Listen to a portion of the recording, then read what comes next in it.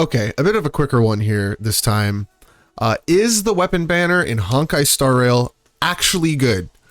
Compared to Genshin Impact, it's got a type of 50-50 like the normal banners, except that you have the chance to miss it twice before getting the full pity, where you're guaranteed the weapon you wanted.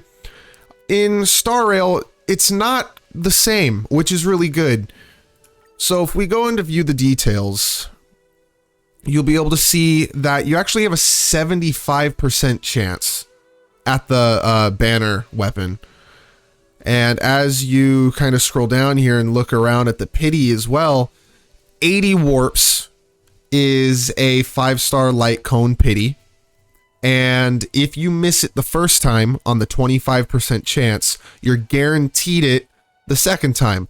So already it's looking better than the actual character banners, because your rates are technically higher by quite a lot, actually, to be able to get the weapons. Now, is it better than getting characters? No, not particularly. The thing with getting characters is it broadens your available gameplay, right? You get characters like Sela, where now you've got a crazy good DPS that you can build a hyper carry team around, and then your other team could be more defensive or however you want to play it. And it just gives you more of a higher damage output option. There are characters like Bronya, super good support. Characters like Welt, super good support. Characters like Clara, super good tank. Like, they're all good, and they have different things they do, and they give you more options to build as you progress the game. Weapons only really help that for the most part. The thing with weapons or the light cones, right, is unlike Genshin, where you could have a support with a sword, a DPS with a sword, and like a tank with a sword, and kind of you could get a sword and then put it on basically any type of character that used a sword. The thing with this game is you are limited. You get a light cone and you can only use it on single target DPSs from the hunt. You get a light cone, you can only use it on tanks from the destruction. You get a light cone, you can only use it on healers from abundance, right? So your options are a little more niche when you go and pull for light cones, but you know, it's something that you could actually pull for and be okay with. Because in Genshin, even after they did the update where they gave the weapon banner a pity system, which still sucks, Genshin Impact players en masse would not want to pull on it, even pay-to-win players, because it's not as resource efficient as getting the characters with high constellations. In this game, Eidolons don't matter as much. They don't change the gameplay. Like Kazuha's 6th constellation in Genshin made his gameplay quite a bit different. In this game, if you get Eidolon 6 on whoever, it doesn't really do much but add a little bit of damage, maybe make them be a little more resource efficient. You can almost see it as in Genshin, constellations would almost be like if you had a car and you put like a new steering wheel, new wheels, maybe you put like a body kit on it to make it look cooler, right? And just kind of change overall how the car would drive. In Star Rail, it's as if you put like tuned up your engine, made it a little quicker, but overall it's the same vehicle. It's just a little faster now. Maybe you added some stuff that made it handle a bit better. It can turn a little quicker, you know?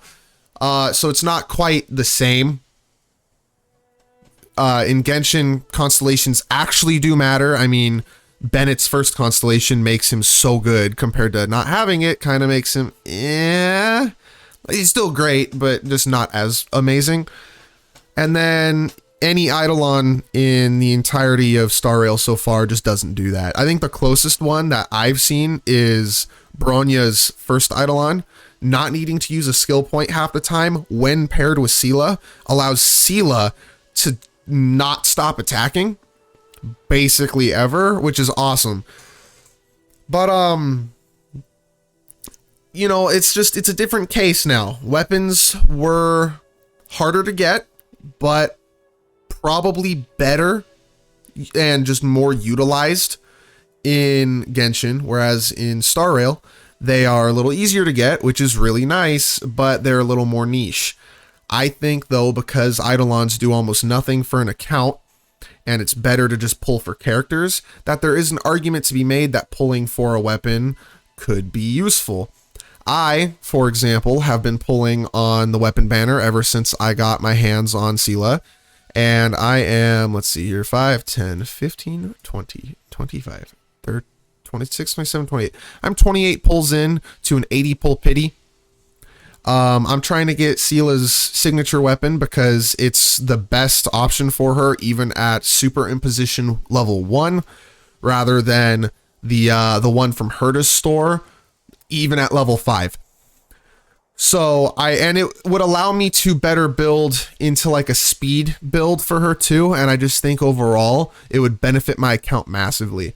But once this banner ends, I'm not going to pull on the weapon banner at all, ever, for a while. I might try my hand at pulling on Silver Wolf, if I can manage the crystals for that. Or I might not, and I might just save for Kafka, because I do really want Kafka. I think being able to build a damage over time team would be super fun. So overall, like, the banner's good.